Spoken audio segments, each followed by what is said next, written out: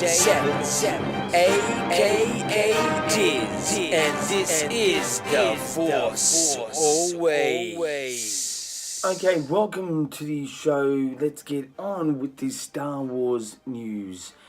Out now is Darth Vader comic, the Darth Vader comic 23. It's out now, so check that one out. Pretty good series is happening. Check that one out. Number 23 for Star Wars Darth Vader comic is out now. To more news, Star Wars Neon Run in Melbourne. A Neon Run. It's like a fun type of run that's going to be happening here in Melbourne next May the 4th. You can get tickets online. Check it out. The Star Wars Neon Run. More information about that if you just Google that in Melbourne, and will be on May the 4th of next year. To more news, Stan Lee dies. Stan Lee was the big man for Marvel, even though it's not a Star Wars related story. Technically the universe is very similar to Star Wars in many ways, and it's also connected to Disney, and Disney's connected to Star Wars, so why not? And why not? Because he was a very creative man. I liked his little cameos in his movies. I'm not a Marvel person, but I still do enjoy the Marvel films, and he died this week. To more news, Pedro Pascal has now been announced. He is the Mandalorian. He's going to be playing the Mandalorian, the new up and coming TV series for the new channel for Disney, the Mandalorian. And that's by Jon Favreau, produced and directed by Jon Favreau. I'd say directed. I'm not sure which episodes, but I'm sure he'll put his bit in for that. So yeah, Pedro Pascal, he will be the Mandalorian in The Mandalorian, coming to the Disney Plus network sometime next year, when the actual network is underway. When that is, unsure at this stage. To more news, which is extending on The Mandalorian, another person has been announced for that series. Gina, her name is Gina Carano, I think it is. She will be a part of the cast as well for The Mandalorian. I'm sorry, I'm unsure the exact way to sort of pronounce her name, but she'll be a part of The Mandalorian for next year as well. Disney Plus. To more news, as I've been sort of saying, the official name for the Disney network, the streaming network that's like a Netflix sort of style, it's called Disney Plus, and more about that later on in the show. To more news, which was about a week ago, Diego Luna will be coming also to the Disney Plus network with his own series connected to the Rogue One film. That's a Star Wars story Rogue One film, or Star Wars anthology film. He'll be doing something for that next year. What the actual name is, details about that, there's not been much announced besides that. Diego Luna will be having a TV series for Star Wars connected to the Rogue One movie, which obviously has to happen before, because I don't think they can do a TV series between the events of Rogue One and A New Hope. It'd be a very short series otherwise. Anyway, to more news, it's coming up here, Melbourne, Australia, Sydney, Australia, Canberra, anywhere in Australia. You'll be able to get the Rebels final season finally on Blu-ray and DVD on the 28th of November. That's right, 28th of November. Hold on to your hats or whatever you have on. 28th of November will be the Rebels animation final series to Blu-ray and DVD here in Melbourne, Australia. Wherever in Australia, it's here. Anyway, so that's the news for this time around. Let's get into the views. Views is pretty much a basic idea of a story idea that I have. That's what this segment is all about. It's about my story ideas. It's not about how many views you get on YouTube. It's not about predictions. It's just what I'd like to see happen in the Star Wars universe.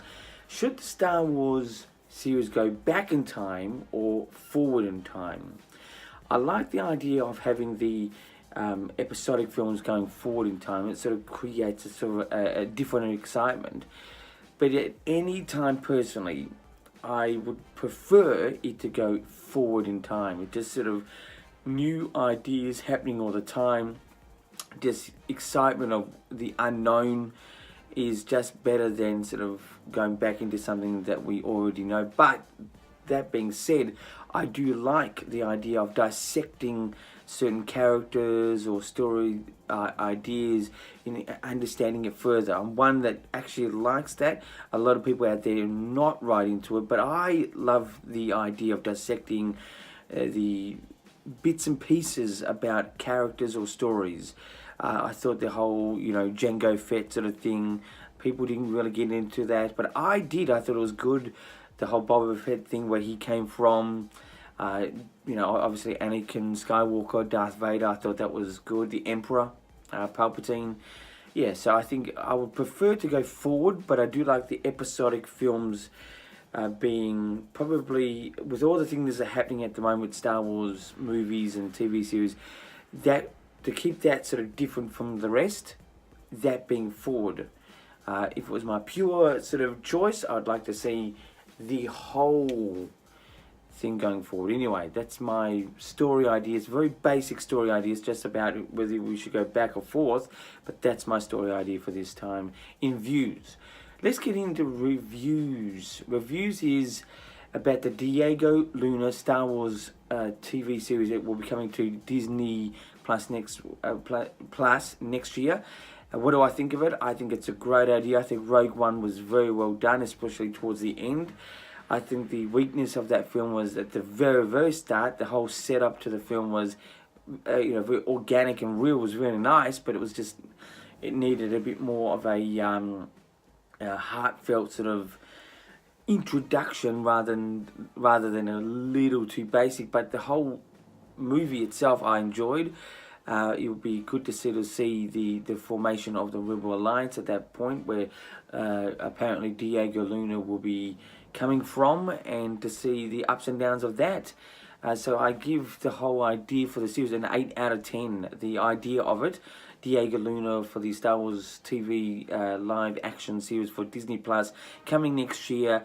I think it's the whole idea so far is an 8 out of 10. So that's the reviews for this week. Let's get into the interviews. Yes, it's 2Q. I asked myself 2 questions, and for you guys to hear the answers. First question is, what do I think of the name Disney Plus? Disney Plus, what do I think of it? I think it's a great name. I would like to see it always be spelt with the actual, the icon, the plus logo, and calling it Disney Plus. I think it's it's basic. But it has sort of a nice ring to it. So I think it's it's a very good idea so far, Disney Plus. But putting the name Disney in there, it will have its ups and downs, and in trying to get more adult people watching this, because Disney, the name, is related to more younger things. We're starting to evolve from that, but still it does have that stigma to it. But the actual name I like, so that's the first question. The second question: when should this Disney Plus network actually start? Well, it would be very nice. It would be to start about halfway through next year, like about June or July. I'd love it to be then, get the thing underway, but will give us 6 months of preparation. They should start heavily marketing it from January in packages and information about this. I think they should introduce the ideas of what you can and can't do with this.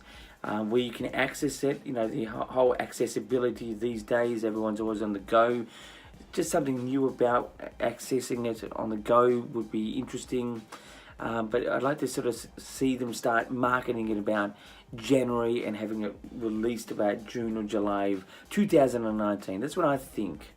Anyway, that's my 2 questions for this time around. That's the show this week. Please subscribe to the channel The Force Always, only on YouTube. Please like this. Just like if you like this. watching it. It'd be fantastic. I'm here on a weekly basis with the Star Wars news, views, reviews, and interviews. And you can be a Patreon supporter if you like. Just go over to Patreon and check out The Force Always. Again, I'm here on a weekly basis with the Star Wars news, views, reviews, interviews. Just to say that one more time. And until next time, as I'm now back in Melbourne, Australia from the big holiday and the big engagement I had with my beautiful fiance. Until next time, keep rocking.